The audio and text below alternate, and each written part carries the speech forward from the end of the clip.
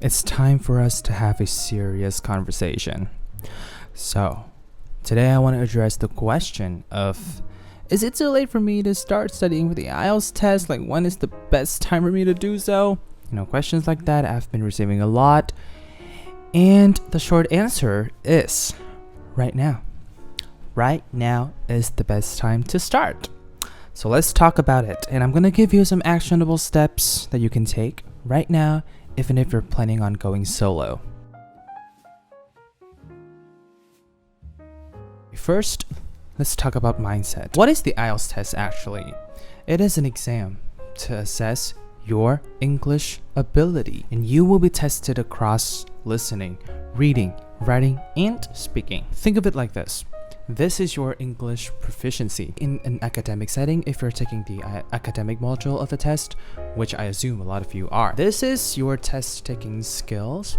Together, combined, would produce your IELTS band score. Either one of this missing would lead to an undesirable band score, or a band score that would not reflect your ability that well. So, the first step should always be the same, focusing on building a strong foundation by mastering vocabulary, grammar, and pronunciation. Think about it. If you want to be able to read or write effectively, you will need grammar and vocabulary. And then if you want to speak and listen well, you need those two things and pronunciation on top. So, need I say more? Foundation first. Foundation is important. Get your grammar and vocabulary and pronunciation sorted first, and then we're gonna talk about the test, okay? But how do we actually go about improving grammar, vocabulary, and pronunciation?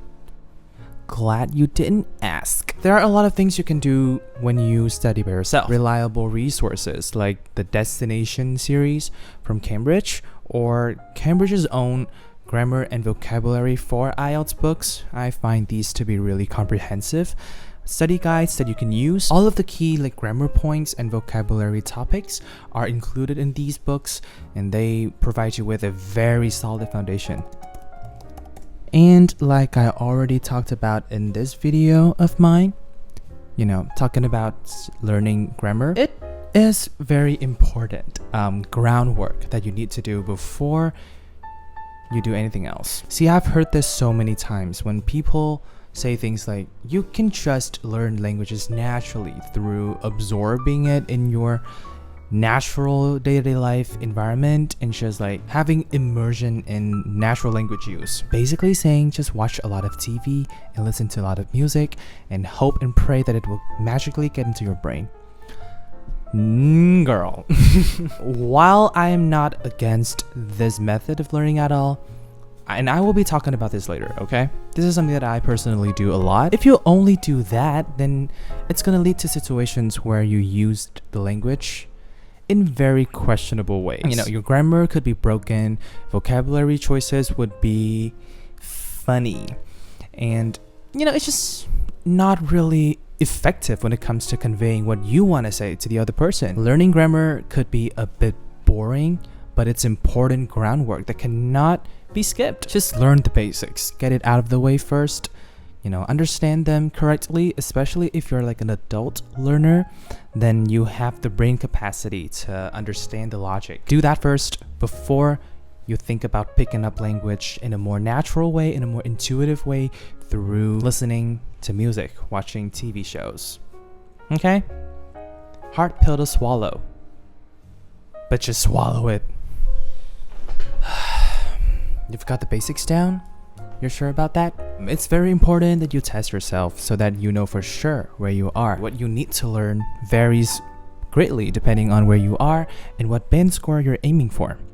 For example, taking a look at the official band score descriptors, of course, let's just take grammar as an example here. For band 0 to 4.0, you don't need anything crazy. You don't need anything complex. Just use basic sentences accurately would be enough. Don't think about complex sentence structures, subordinate clauses, none of that. moving up a bit higher, looking at bands 4.0 to 6.0, you will need to step up your game a little bit here and start using more compound sentences, more complex structures, even though mistakes are bound to happen. Or your meanings are not always clear, perhaps. And if you aim for a band 6, 7 or above, you gotta go ham. Use complex sentences, complex structures with high accuracy level. This is an important part.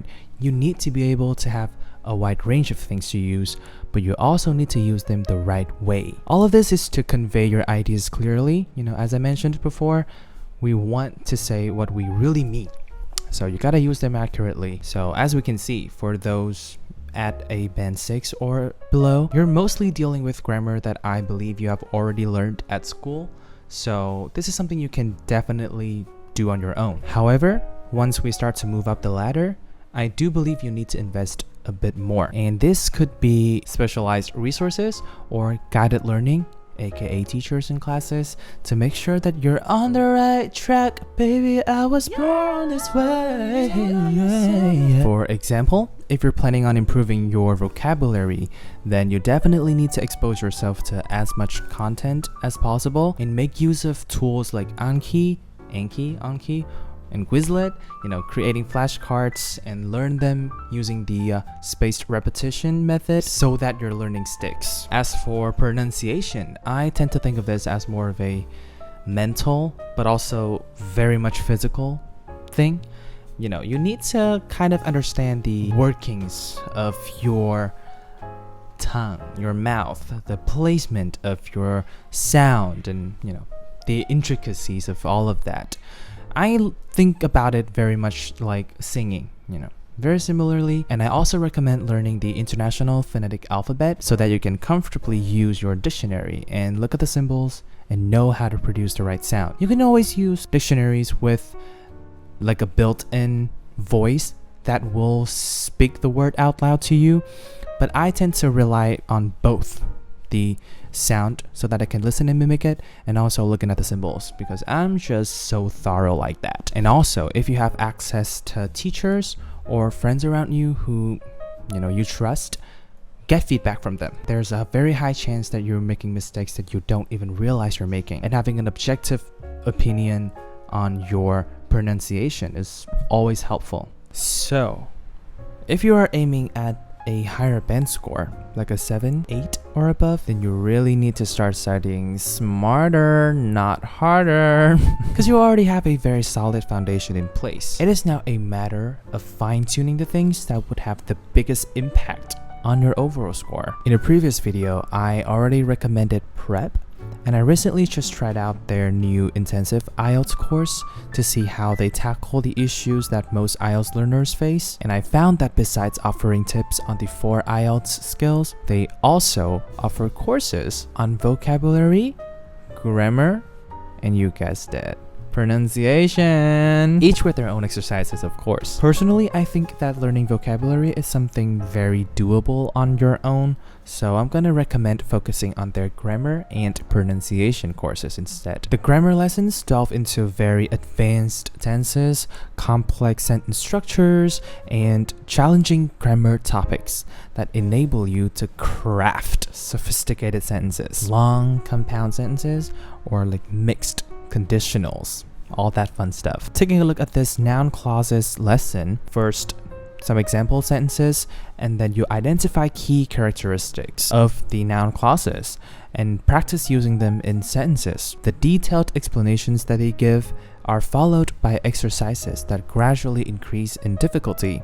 So that would include quizzes and then rearranging words and correcting errors in a sentence. I think that this approach ensures that you really understand the topic of lessons thoroughly. As for pronunciation, they tackle very high-level advanced features of pronunciation.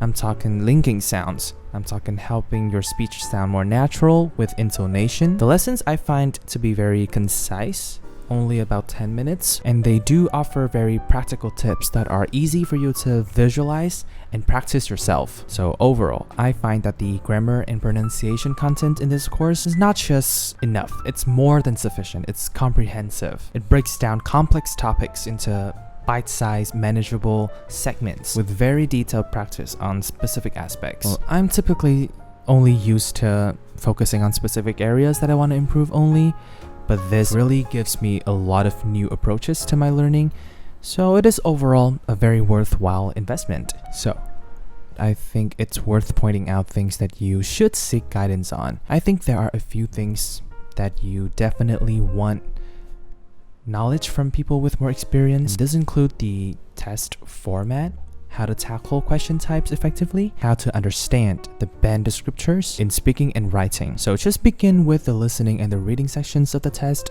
get to know the different question types, the format, learn how to master time management in reading, sharpen and train your focus when you listen for an extended period of time, specifically around 30 minutes, because right now our attention span is at an all-time low due to a certain new type of content. As for writing, you do need some instructions on how to write an essay in task 2, how to write a report in task 1, how to brainstorm effectively, how to select main ideas for the speaking session of the test. You need to learn how to answer questions effectively. And I've found that for speaking, it is really beneficial to have a certain approach to the different questions in the 3 parts of the test, and also building confidence. I think that's one of the most important things when you speak.